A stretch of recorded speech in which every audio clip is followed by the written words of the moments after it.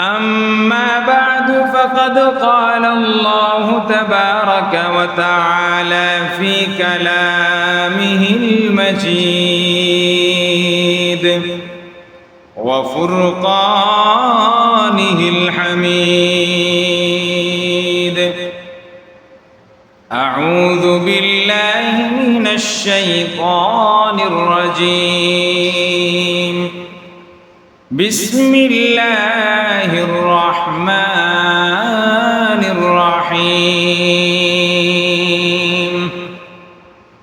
اقترب للناس حسابهم وهم في غفلة معرضون.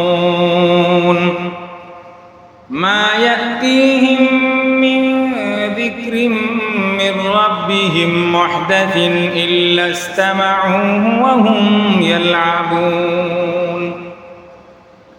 وقال رسول الله صلى الله عليه وسلم: الكيس من دان نفسه وعمل لما بعد الموت، والعاجز من أتبع نفسه هواها وتمنى على الله.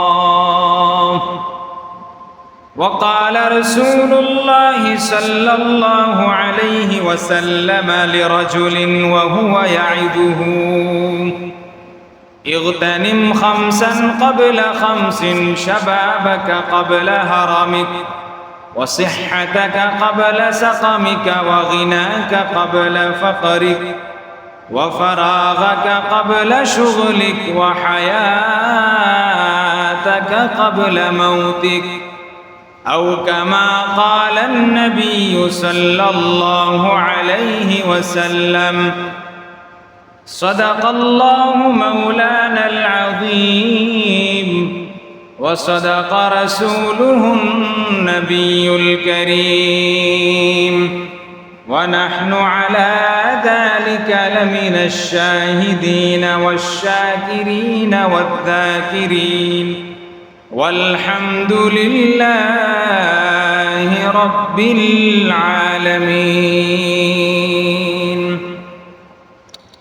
সকলে মহব্বতের সাথে দুরূদ শরীফ পাঠ করি। আল্লাহুম্মা সাল্লি আলা মুহাম্মদ ওয়া আলা আলি মুহাম্মদ কামা সাল্লাইতা আলা ইব্রাহিম ওয়া আলা আলি ইব্রাহিম ইন্নাকা হামিদুম মাজিদ।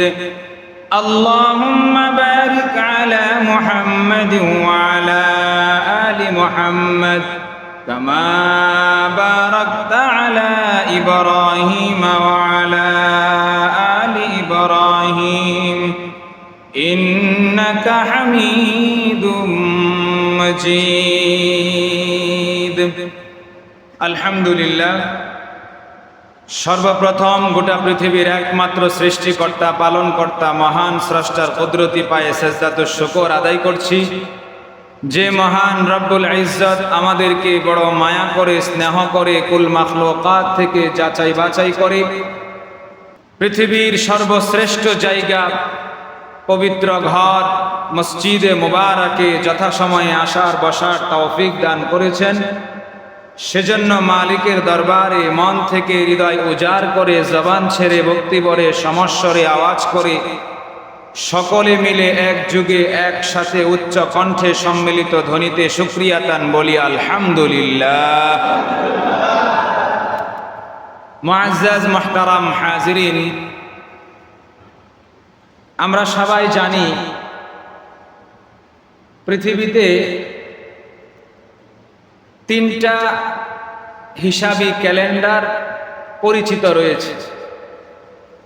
একটা যেটা গোটা পৃথিবীতে সবাই ব্যবহার করে, ইংরেজি নববর্ষ, ইংরেজি ক্যালেন্ডার। আর একটা হলো হিজরি নববর্ষ, হিজরি ক্যালেন্ডার। আমাদের দেশে ভারতে আমরা আরেকটা বাংলা ক্যালেন্ডার, বাংলা হিসাব ব্যবহার করে থাকি। আমরা সবাই ইংরেজি ক্যালেন্ডার অনুযায়ী যখন নববর্ষ আসে, ডিসেম্বরের শেষ হয়ে জানুয়ারি শুরু হয়, তো সবাই এটা হিসাব রাখি এবং খেয়াল রাখি নতুন বছর শুরু হলো। আরবি হিসাবে 1445 হিজরি শেষ হয়ে আগামী 2 দিন পর 1446 হিজরি শুরু হবে মুহররম মাস দিয়ে। তো আরবি হিসাবেও নতুন একটা বর্ষ শুরু হতে যাচ্ছে, যে হিসাবটা আমাদের মুসলমানদের ঐতিহ্য ছিল। মুসলমানরা সব সময় হিজরি সন অনুযায়ী চলাফেরা করতেন। রাষ্ট্রীয় কাজ 800 বছর পর্যন্ত হিজরি নববর্ষ হিজরি সন অনুযায়ী পরিচালিত ছিল। তারা যখন আমাদের দেশে এসে ঘাঁটি স্থাপন করলেন, তখন থেকেই আমাদের এই দেশগুলোতে ইংরেজি সন পরিপূর্ণরূপে পরিচালিত হয়ে গেল। আরবি সন বলতে কোনো কিছুর একটা হিসাব রয়েছে, আমরা মুসলমানরা এটা প্রায় ভুলেই গিয়েছি। তো সেই আরবি সনের হিসাব অনুযায়ী 1445 হিজরি শেষ হয়ে 1446 হিজরি শুরু লগ্নে আমরা আমাদের জিন্দেগির একটা হিসাব নিকাশ করার চেষ্টা করব। কিভাবে একজন মুসলমান জীবন পরিচালনা করতে হবে, কিভাবে তার জীবন পরিচালনা করা উচিত, কিভাবে অনুচিত, এটা অবশ্যই একজন মুসলিম মুমিন আল্লাহওয়ালা ইমানদার ব্যক্তির পক্ষে অবশ্যই জরুরি। আর একটা বিষয় আমরা সবাই কম বেশি জানি অথবা জানি না, ভালো করে খেয়াল রাখবো। ইংরেজি বছর হয় 365 দিনে, কিন্তু আরবিতে বছর হয় 354 কিংবা 55 দিন। 10 দিন বা 11 দিন কম হয় আরবি হিসাবে। 354 অথবা 55 দিনে আরবি বছর পরিপূর্ণ হয়, যেটা ইংরেজিতে আমরা জানি 64 হয়, 65 হয়, 10 দিন বেশি থাকে। তো যাই হোক, এই আমরা 1445 হিজরির এই 355টা দিন আমার জীবন থেকে চলে যাচ্ছে। আমার একটু হিসাব করা উচিত, এই দিনগুলোতে আমি কি কি করলাম, কি কি করলাম না, কি কি করা উচিত ছিল আর কি কি করা অনুচিত ছিল। দৈনিক 5 ওয়াক্ত নামাজ আমি যথাসময়ে পড়তে পেরেছি কিনা, কতগুলো নামাজ আমি আদায় করতে পেরেছি, কতগুলো ছুটে গিয়েছে, কাজা হয়েছে কিনা, কতগুলো নামাজের কাজা করলাম, কতগুলো নামাজ এখনো পর্যন্ত এইভাবেই রয়ে গিয়েছে, কাজাও করতে পারি নাই। নফল নামাজ একজন মুমিন হিসাবে কতটুকু করা উচিত ছিল, করতে পেরেছি কিনা, কতটুকু ছেড়েছি। যাকাত আমার উপরে ফরজ ছিল কিনা, আদায় করতে পেরেছি কিনা, আদায় করার ক্ষেত্রে সেটা সহিশুদ্ধভাবে হয়েছে কিনা। হজের মাস গেল, হজ আমার উপরে ফরজ ছিল কিনা, ফরজ হয়ে থাকলে আদায় করেছি কিনা, আদায় না করে থাকলে আদায় করার কতটুকু প্রস্তুতি আমি নিয়েছি, এই হিসাবগুলো করা উচিত। এভাবে দান সাদাকা থেকে শুরু করে নফল কাজ কতটুকু করলাম, অপর একজন ভাইয়ের সাথে আমি কতটুকু ভালো ব্যবহার করেছি, কতটুকু অসৎ ব্যবহার করেছি, একজন ঈমানওয়ালা হিসাবে তার সাথে আমার আচরণটা কতটা ভ্রাতৃত্বপূর্ণ হওয়া দরকার ছিল, কতটা ভালো আচরণ হওয়া দরকার ছিল, আমি কতটুকু করতে পেরেছি। দৈনন্দিন সালামের প্রচার প্রসার আমার দ্বারা কতটুকু হয়েছে, আমি ব্যবসা করি সত্যের সাথে, সততার সাথে ব্যবসা কতটুকু করেছি, আমি এক জায়গায় চাকরি করি হালালভাবে চাকরি কতটুকু করেছি, দায়িত্ব কতটুকু আদায় করতে পেরেছি, দায়িত্ব থেকে গাফেল ছিলাম কতদিন, এই হিসাবগুলো একজন ঈমানওয়ালা ইমানদার মুমিন বান্দা হিসাবে করা উচিত। আল্লাহ তাআলা আমাদের সকলকে আমাদের জিন্দেগিটাকে মুহাসাবার জিন্দেগি, হিসাবের জিন্দেগি হিসাবে পরিচালনা করার তৌফিক দান করুন। মুআজ্জাজ মুহতারাম হাজিরিন, কওমি মাদ্রাসার পাঠ্যপুস্তকের অন্তর্ভুক্ত একটা কিতাবের নাম হলো হিদায়াতুন নাহু। ওই কিতাবের মধ্যে সুন্দর একটা কবিতা এসেছে। কবি বলেন, ইয়াসুরুন নাসা মা যাহাবাল লায়ালি ওয়া কানা যাহাবুহুন্না লাহু যাহাবা। রাতের শেষে দিনের আগমন, দিন শেষে রাতের আগমন, সকাল গিয়ে বিকাল হয়, বিকাল গিয়ে সকাল হয়, ফজর শেষে ভোর উদিত হয়, সূর্য গিয়ে চাঁদ উদিত হয়, চাঁদ অস্তমিত হয়ে সূর্য উদিত হয়। এই প্রত্যেকটা জিনিস দেখে মানুষ খুবই আনন্দিত হয়, মানুষের মনে আনন্দের সৃষ্টি হয়। কিন্তু আমি কবির অবস্থা হলো এমন, দিন চলে যায় রাত চলে আসে, রাত চলে যায় দিন চলে আসে, আমার মধ্যে কোনো আনন্দ থাকে না। বলে কেন আনন্দ থাকে না? কারণ আমি তো চিন্তা করি যে সকালটা চলে গেল এটা তো আর আসবে না, যে বিকালটা চলে গেল সেটা তো আর ফিরে আসবে না, যে শুক্রবারটা চলে গেল এটা তো আর ফিরে আসবে না, যে দিনটা চলে গেল এটা আর ফিরে আসবে না, যে সপ্তাহটা চলে গেল এটা আর ফিরে আসবে না, যে মাসটা চলে গেল সেটা আর ফিরে আসবে না, যে বছরটা চলে গেল সেটাও আর ফিরে আসবে না। একটা বছর আমার জীবন থেকে চলে গেল মানে আমার জীবন থেকে 355টা ইট খসে পড়ল, 355টা অংশ আমার জীবন থেকে চলে গেল। আমার জীবনটা ছোট হয়ে গেল, ক্ষুদ্র হয়ে গেল, সংকীর্ণ হয়ে গেল। জীবন যত পিছাবে মৃত্যু তত আগাবে, জীবন যত পিছিয়ে যাবে আখিরাত তত সামনে আসবে। কবি বলেন, অন্যান্য মানুষ আনন্দ গ্রহণ করে, আমি দিন শেষে রাতের বেলায়, রাত শেষে দিনের বেলায় আনন্দিত হই না। কারণ আমার মধ্যে থাকে হিসাবের একটা ছাপ। আমি এগুলো নিয়ে হিসাব করি, আমি কি করতে পারলাম কি করতে পারলাম না। এজন্যই সৈয়দুল মুরসালিন তাজদারে মদিনা মুহাম্মদ আরবি মুহাম্মদ মুস্তাফা সাল্লাল্লাহু আলাইহি ওয়াসাল্লাম কত সুন্দর করে হাদিসের মধ্যে বলেন। ইমাম বাইহাকি রাহমাতুল্লাহি আলাইহি শুআবুল ঈমান নামক বিখ্যাত গ্রন্থের 1 নম্বর খণ্ড 403 নম্বর পৃষ্ঠায় আল্লাহর নবীর একটা হাদিস এনেছেন। আল্লাহর নবী বলেন, ক্বালা রাসূলুল্লাহি সাল্লাল্লাহু আলাইহি ওয়াসাল্লাম, লাম ইয়াতাহাসসার আহলুল জান্নাতি ইল্লা আলা সাআতিন মাররাত বিহিম লাম ইয়াযকুরুল্লাহ তাআলা ফিহা। আল্লাহর নবী বলেন, কাল কিয়ামতের ময়দানে জান্নাতীরা জান্নাতে চলে যাবে, জাহান্নামীরা জাহান্নামে চলে যাবে। জান্নাতে যাওয়ার পর জান্নাতওয়ালারা খুব শান্তিতে জীবন যাপন করবে। এই সকল শান্তির মধ্যেও তাদের মধ্যে একটা আফসোস থেকে যাবে। আল্লাহর নবী বলেন, কি আফসোস? আফসোসটা হলো দুনিয়ার বুকে যখন তারা ছিল এমন অনেক সময় তারা নষ্ট করেছে যে সময়টুকুতে আল্লাহর ইবাদত করে নাই, আল্লাহর জিকির করে নাই। সময়গুলোকে তারা হেলায় ধুলাই নষ্ট করেছে। কাল কিয়ামতের ময়দানে জান্নাতে চলে যাওয়ার পরেও তারা আফসোস করবে, ওই সময়টা যদি আল্লাহর ইবাদত করতাম, ওই সময়টা যদি আল্লাহর জিকির করতাম তাহলে জান্নাতে আরো উঁচু মাকাম লাভ করতে পারতাম। ওই সময়টা যদি গাফিল না থেকে কোরআন তেলাওয়াত করতাম, জিকির করতাম, নফল নামাজ পড়তাম, তাহলে আল্লাহ তাআলা এই জান্নাত থেকে আমাকে আরো বড় জান্নাত দান করতেন। এভাবে জান্নাতবাসীরা কাল কিয়ামতের ময়দানে আফসোস করতে থাকবে। জান্নাতে কোনো আফসোস থাকবে না, কোনো কষ্ট থাকবে না, কোনো দুঃখ থাকবে না। তারপরেও জান্নাতবাসীদের মধ্যে এই একটা আফসোস থাকবে, ও যুবক, যৌবনকাল তোমার কত সুন্দর যৌবনকাল শেষ হয়ে গেল।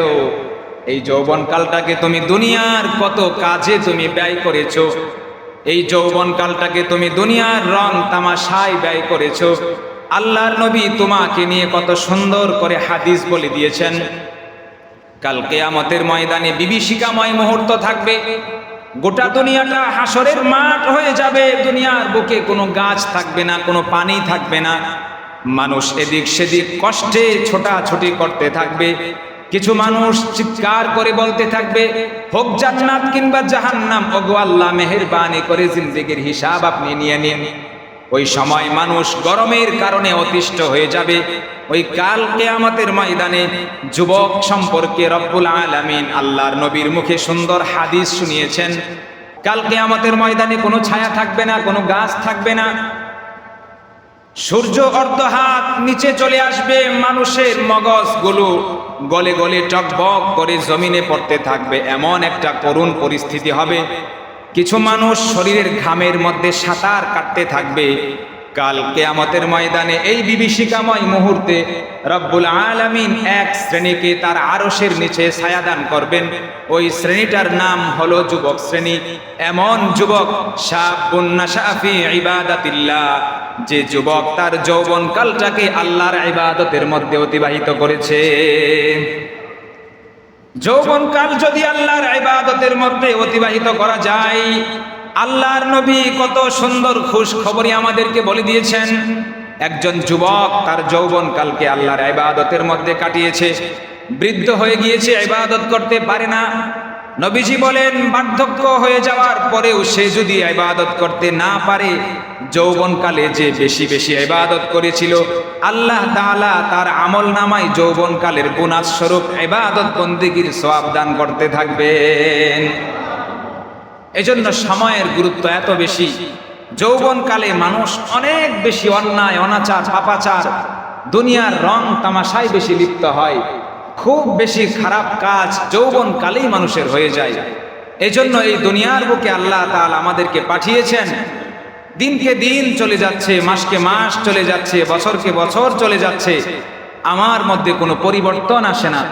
নিজের জীবনটাকে পরিবর্তন করা উচিত, এই পরিবর্তন আমি আনতে পারি না।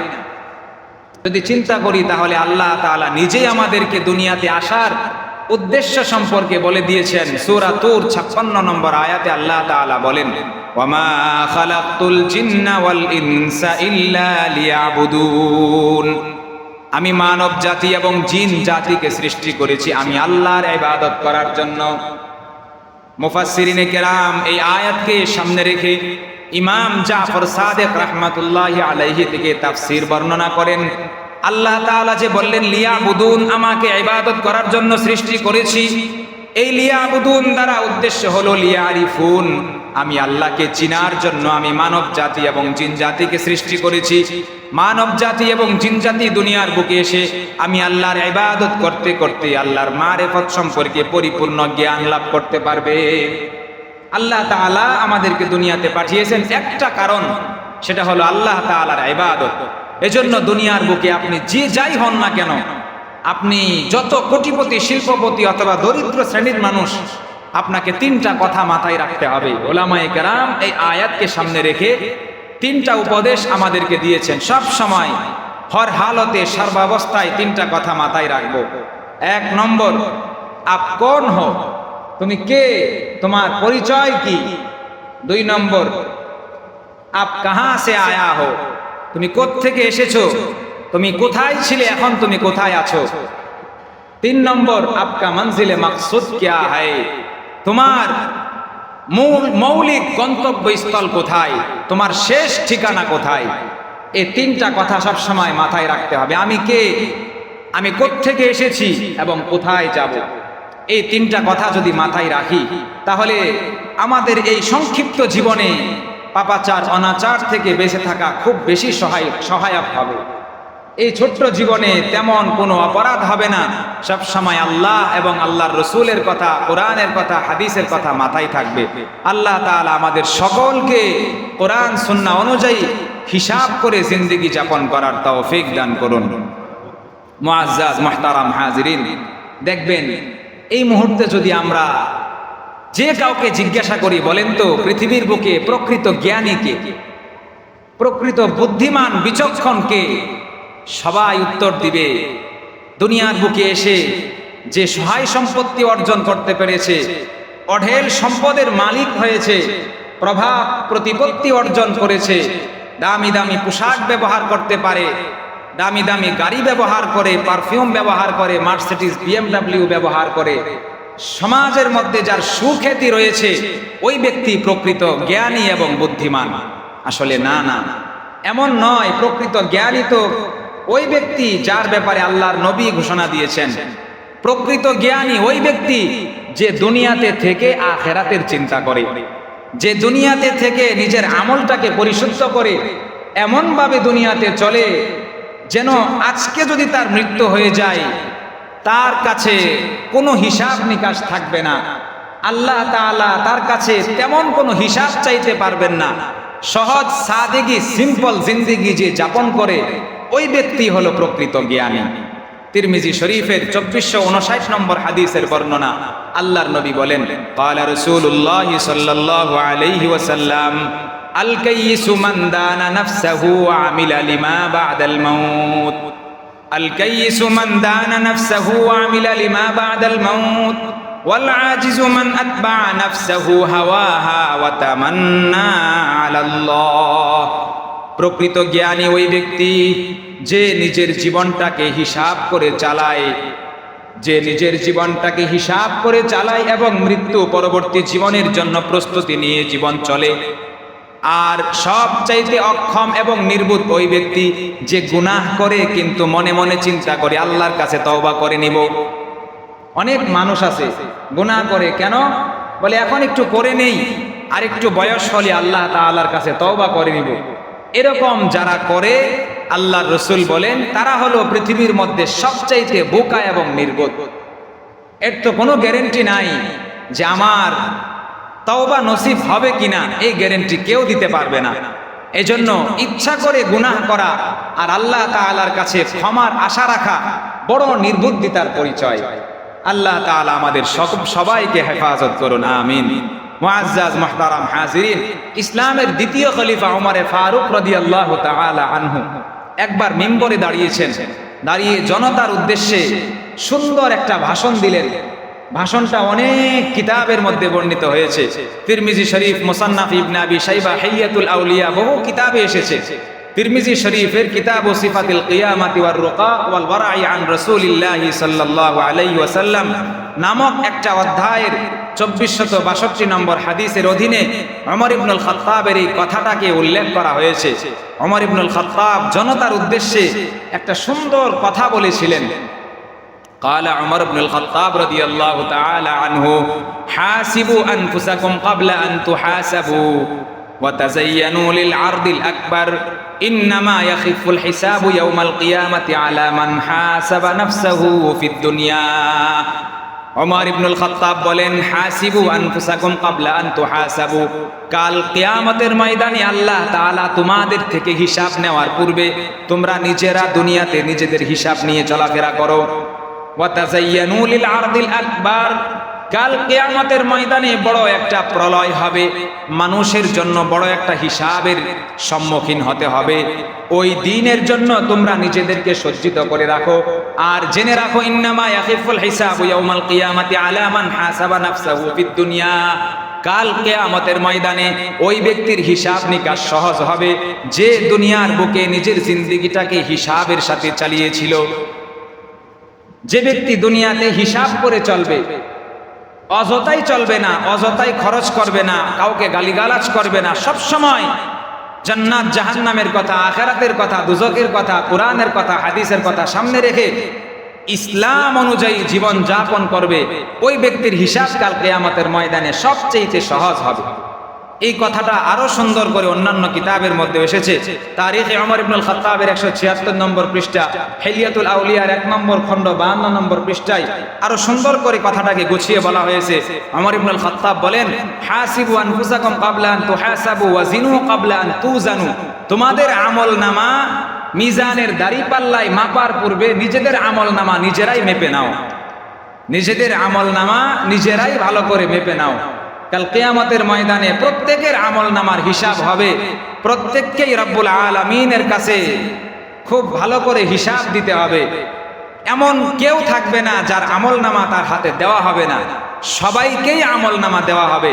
কোরআনের ভাষায় সূরাতুল হাক্কার 19 নম্বর আয়াত থেকে নিয়ে 24 নম্বর আয়াতের মধ্যে আল্লাহ তাআলা সুন্দর একটা খুশখবরি দিয়েছেন। কিয়ামতের ময়দানে আল্লাহ তাআলা যাদের আমলনামা ডান হাতে দিবেন, যাদের আমলনামা আল্লাহ তাআলা ডান হাতে দিবেন, তাদের সম্পর্কে আল্লাহ তাআলা নিজেই বলেন, فَأَمَّا مَنْ أُوتِيَ كِتَابَهُ بِيَمِينِهِ فَيَقُولُ هَاؤُمُ اقْرَءُوا كِتَابِيَهْ إِنِّي ظَنَنْتُ أَنِّي مُلَاقٍ حِسَابِيَهْ فَهُوَ فِي عِيشَةٍ رَاضِيَةٍ فِي جَنَّةٍ عَالِيَةٍ قُطُوفُهَا دَانِيَةٌ كُلُوا وَاشْرَبُوا هَنِيئًا بِمَا আসলাফতুম ফিল আইয়ামিল খালিয়া। আল্লাহ তাআলা বলেন, কাল কিয়ামতের ময়দানে যাদের আমলনামা ডান হাতে দেওয়া হবে, আমলনামা হাতে নিয়ে তারা অন্যান্য লোকদেরকে ডেকে ডেকে বলবে, দেখো দেখো এটা আমার আমলনামা, আমি বিশ্বাস করতাম আজকে আল্লাহর সাথে আমার সাক্ষাৎ হবে, আজকে আল্লাহর সাথে আমার সাক্ষাৎ হয়েছে, আর আল্লাহ তাআলা আমাকে এত বড় পুরস্কার দিয়েছেন, ফি জান্নাতিন আলিয়া, উঁচু উঁচু প্রাসাদ আল্লাহ তাআলা আমাকে দিয়েছেন, এই প্রাসাদের মধ্যে আমি থাকি, আল্লাহ আমাকে এই ঘোষণাও দিয়েছেন কুতুফুহা দানিয়া, জান্নাতের প্রাসাদগুলো এমন হবে প্রত্যেকটা জানালা দরজার মধ্যে বিভিন্ন ধরনের রং বেরঙের ফল ঝুলে থাকবে। সঙ্গে সঙ্গে আল্লাহ তাআলা গায়বী আওয়াজে বলবেন কুলু ওয়াশরাবু হানিআম বিমা আসলাফতুম ফিল আইয়ামিল খালিয়া। দুনিয়ার বুকে তুমি কষ্ট করেছিলে, কনকনা শীতের মধ্যে ঠান্ডা পানি দিয়ে উজু করে ফজরের নামাজ আদায় করেছিলে, মুষলধারে বৃষ্টি হচ্ছিল, রাস্তার মধ্যে কাদা ছড়াছড়ি ছিল, এমন সময় তুমি কষ্ট করে ফজরের নামাজ জামাতের সাথে আদায় করেছিলে, কষ্ট করে সম্পদ অর্জন করলে। আমি আল্লাহ তোমার উপর যাকাতের বিধান ফরজ করেছিলাম, ওই যাকাতগুলো তুমি আদায় করে দিলে। এই কষ্টের সম্পদ দিয়ে তুমি হজ আদায় করলে, তাওহীদ বিশ্বাস করলে, আল্লাহর নবীর রিসালাত বিশ্বাস করলে, জিন্দেগিটাকে হিসাবী জিন্দেগি অনুযায়ী পরিচালনা করলে। আমি আল্লাহ তোমার এই সকল কর্মকাণ্ডের উপরে খুশি হইয়া তোমাকে ঘোষণা দিতাছি, এত বড় জান্নাতের মধ্যে তোমার চোখের সামনে যত খাবার পড়বে সবগুলো তুমি ভোগ করতে থাকো। এটা হলো ডান হাতে আমল নামা পাওয়ার সবচাইতে বড় পুরস্কার। এই আয়াতগুলোর পরে রব্বুল আলামিন সূরা হাক্কার 25 নম্বর আয়াত থেকে নিয়ে 37 নম্বর আয়াত পর্যন্ত টোটাল 13টা আয়াতের মধ্যে যাদের আমল নামা বাম হাতে দেওয়া হবে এদের সম্পর্কে বলেন ওয়া আম্মা মান উতিয়া কিতাবাহু বিশিমালি ফায়াকুলু ইয়া লাইতানি লাম উতা কিতাবিয়া। যাদের আমল নামা বাম হাতে দেওয়া হবে, আমল নামাটা হাতে নিয়ে কান্না করতে করতে বলবে হাই হাই, এই আমল নামা যদি আমাকে না দেওয়া হতো, আমল নামা দেওয়ার পূর্বে যদি আমার ইন্তেকাল হয়ে যেত। ইয়া লাইতাহা কানাতিল কাদিয়া মা আগনা আন্নি মালিয়া হালাকা আন্নি সুলতানিয়া। দুনিয়ার বুকে কতই না সম্পদ অর্জন করলাম, কোন সম্পদ আমার উপকার করে নাই। দুনিয়ার বুকে কত বড় প্রভাবশালী ছিলাম, অনেক রাজত্ব ছিল, ক্ষমতা ছিল, কোন ক্ষমতায় আজকে আমার উপকার করে নাই। খুযুহু ফাগুল্লু সুম্মাল জাহিমা সাল্লু সুম্মা ফি সিলসিলাতিন দারউহা ৭০ দিরাআন ফাসলুকু। ওই ব্যক্তি বাম হাতে আমলনামা নিয়া কান্না করতে থাকবে। এমন সময় রব্বুল আলামিন গায়বী আওয়াজ দিয়া ফেরেশতাদেরকে পাঠাইবেন, ফেরেশতাদেরকে বলে দিবেন এটাকে ধরে নিয়ে টেনে হেসড়ে জাহান্নামে ফেলে দাও। শুধু জাহান্নামে ফেলবা এরকম না, লম্বা একটা হাতুড়ি নিয়া শিকল দিয়া বেঁধে এমন জোরে তার গায়ের মধ্যে আঘাত করো, সে যেতে যেতে আঘাত খেয়ে মাটির নিচে যেতে যেতে এত নিচে চলে যাবে ফেরেশতারা তাকে 50,000 বছর পর্যন্ত টানতে থাকবে, তারপরে উপরে আসবে না। এত কঠিন অবস্থা হবে বাম হাতে আমলনামা পাইলে। এজন্য এমন ভাবে জিন্দেগি যাপন করো যাতে করে কাল কিয়ামতের ময়দানে আমলনামাটা ডান হাতে আসে। যার আমলনামা ডান হাতে আসবে কোনো হিসাব হবে না, যার আমলনামা বাম হাতে আসবে তার কোনো উপায় থাকবে না। আল্লাহ তাআলা আমাদের সবাইকে হেফাজত করুন, আমিন। মুআজ্জাজ মুহতারাম হাজিরিন, কিয়ামতের বিভীষিকাময় মুহূর্তটা এমন হবে প্রত্যেকটা মানুষ আপন জায়গায় দাঁড়ায় থাকবে, এক পা আগাতেও পারবে না, পিছাতেও পারবে না, আপন জায়গায় দাঁড়ায় থাকবে, কেউ নড়বে না। আল্লাহর নবীর হাদিস তিরমিজি শরীফের মধ্যে আল্লাহর নবী বলে গিয়েছেন, অনেক সুন্দর একটা বর্ণনা আল্লাহর নবী সেই হাদিসের মধ্যে দিয়েছেন।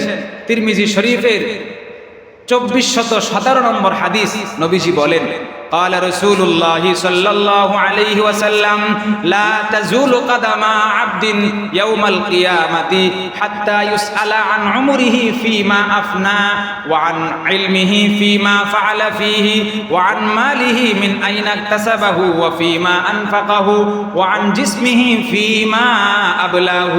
আল্লাহর নবী বলেন কাল কিয়ামতের ময়দানে কোনো আদম সন্তানের জন্য এক পা সামনে আগানোর ক্ষমতা থাকবে না। 5টা প্রশ্নের উত্তর দেওয়ার আগ পর্যন্ত 5টা প্রশ্নের উত্তর দিতে হবে। 1 নম্বর প্রশ্ন আন উমরিহি ফিমা আফনা।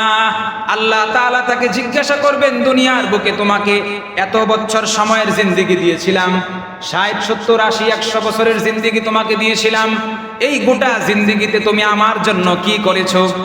সঠিক উত্তর আল্লাহকে দিতে হবে।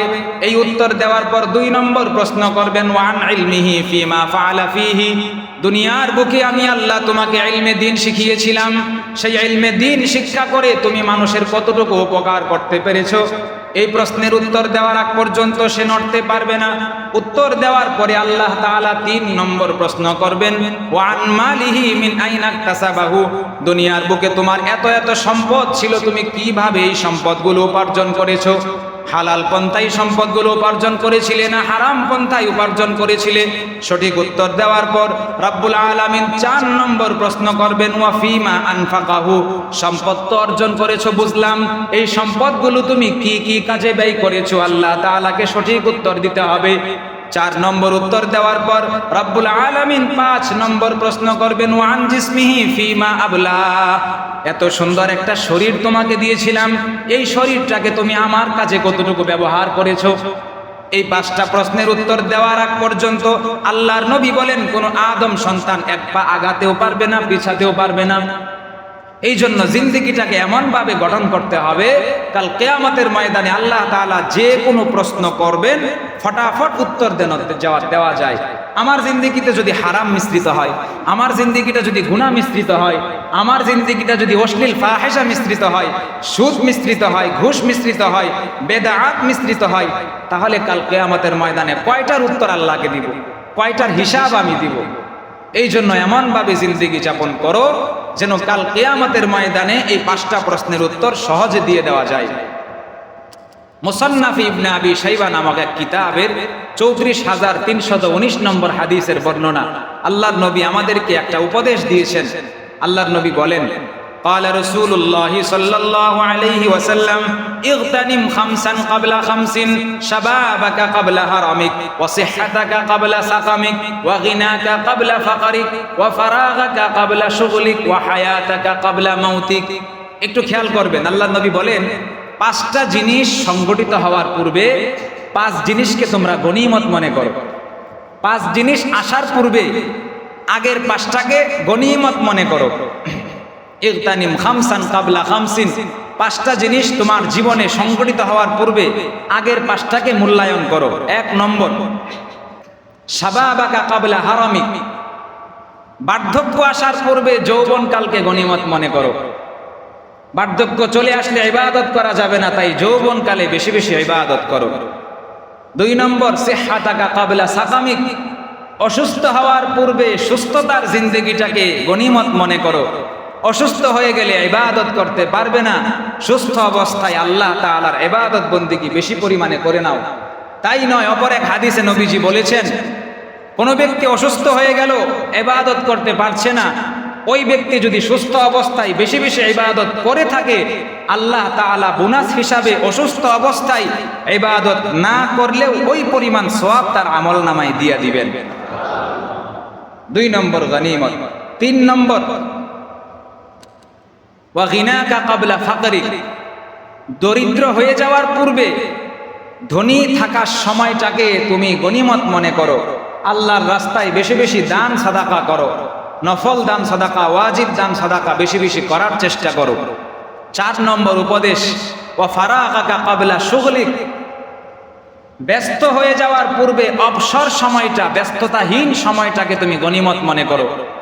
অবসর সময়টাতে বেশি বেশি আল্লাহ তাআলাকে ডেকে নাও, আল্লাহ তাআলাকে রাজি খুশি করিয়ে নাও। ব্যস্ত হয়ে গেলে তেমন ইবাদত করতে পারবে না, তাই ব্যস্ততা ছাড়া অবসর সময়টাকে তুমি গনিমত মনে করো। 5 নম্বর উপদেশ, ওয়া হায়াতাকা ক্বাবলা মাউতিক, মৃত্যুর পূর্বে জীবনটাকে গনিমত মনে করো। মরে গেলে আর ইবাদত করার সুযোগ থাকবে না। কাল কিয়ামতের ময়দানে কিছু বান্দা আল্লাহ তাআলার কাছে ফরিয়াদ করবে, আল্লাহ একদিনের জন্য আমাকে দুনিয়াতে পাঠান, দেখেন আমি কি পরিমাণ ইবাদত করি। কেউ বলবে আমাকে 1 সপ্তাহের জন্য পাঠান, দেখেন আমি কি পরিমাণ ইবাদত করি। এভাবে আবদার করতে থাকবে, কিন্তু আল্লাহ তাআলা ঘোষণা দিবেন, যা হবার তা হয়ে গিয়েছে, নতুন করে আর তোমাদেরকে পাঠানো হবে না। এই জন্য রাসূল বলেন 5 নম্বর উপদেশ, মৌতের পূর্বে জিন্দেগিটাকে গনিমত মনে করো। এমনভাবে চলো যেন তোমার মৌতের পর আল্লাহর কাছে হিসাব দিতে তেমন কোনো কষ্টই না থাকে। ভাই, হিসাবের জিন্দেগি, হিসাব করে জীবন চলা, এর অনেক পুরস্কার রয়েছে। উলামায়ে কেরাম, বড় বড় সুফি আউলিয়া যারা দুনিয়া থেকে বিগত হয়েছেন, নবীজি থেকে শুরু করে, আম্বিয়া থেকে শুরু করে, সাহাবা, তাবিন, তাবে তাবিঈন, যুগে যুগে বড় বড় আকাবের যারা গিয়েছেন, তারা সবাই হিসাবের জিন্দেগি করেছেন। কিতাবের মধ্যে পাওয়া যায় যুগ শ্রেষ্ঠ প্রখ্যাত বুজুর্গ জুনাইদ বাগদাদী রাহমাতুল্লাহি আলাইহিকে একজন জিজ্ঞাসা করলো, হযরত, আল্লাহ তাআলা আপনাকে এত বড় ওলি বানিয়েছেন, আপনি আউলিয়াদের এত বড় স্তর লাভ করেছেন, ওলিদের সেরে তাজ বলা হয়, ওলিদের মুকুট বলা হয়, আপনাকে সর্দার বলা হয়, এত বড় মর্যাদা আপনি কিভাবে লাভ করলেন? জুনাইদ বাগদাদী বললেন, শোনো শোনো, জীবনের 30টা বছর আমি এমনভাবে অতিবাহিত করেছি, এমন একটা রাত যাই নাই যে রাতে আমি আমার খাটে বসে সারা দিনের আমল নিয়ে চিন্তা করি নাই।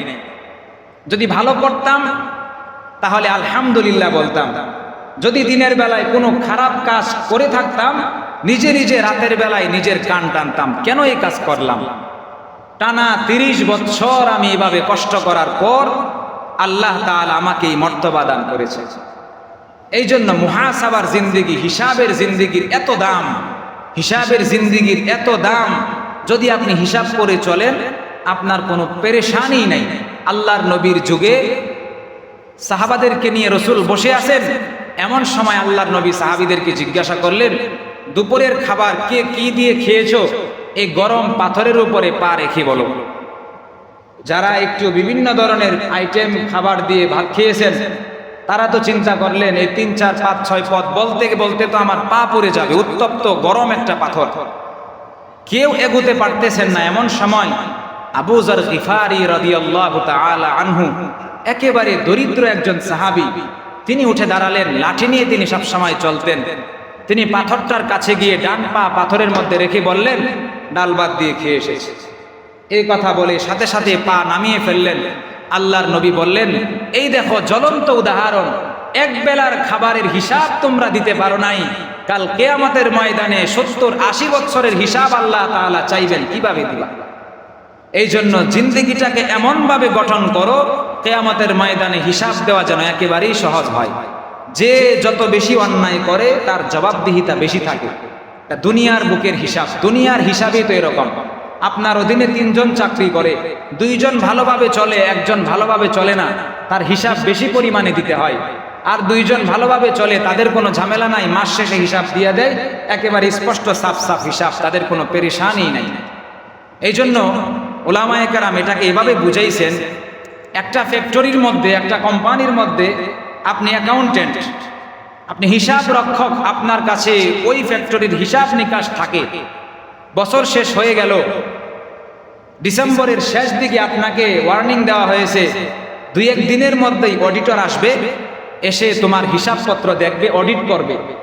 আপনি ওই 2-1 দিন কি করবেন? খাওয়া দাওয়া বাদ দিয়ে, ঘুম বাদ দিয়ে, না রাত না দিন সব একাকার করে 1 বছরের হিসাব আপনি সাফ সাফ করে উঠাবেন খাতার মধ্যে, যেন অডিটররা আসলে আপনি স্পষ্ট হিসাব তাদের সামনে পেশ করতে পারেন। ঠিক দুনিয়ার জিন্দেগিটাও হলো এরকম। আল্লাহ তাআলা আমাদেরকে পাঠিয়েছেন, আমাদেরকেও কাল কিয়ামতের ময়দানে ফেরেশতাদের মাধ্যমে আমাদের জিন্দেগিটাকে আল্লাহ তাআলা অডিট করবেন। অডিট করার পূর্বে আমরা আমাদের জীবনটাকে এমনভাবে সাজাবো, কাল কিয়ামতের ময়দানে আমাদের আমলনামা যেন একেবারে সাফ সাফ থাকে। পেশ করা হবে তো কোনো ভেজাল নাই, সব ঠিক চিহ্ন দিয়ে আবার পৌঁছায় দেওয়া হবে। এভাবে যদি জিন্দেগিটাকে গঠন করা যায়, কাল কিয়ামতের ময়দানে আল্লাহ তাআলার সামনে জবাবদিহিতাও কম করতে হবে। রব্বুল আলামিন আমাদের সবাইকে তৌফিক দান করুন, সকলে বলি আমিন।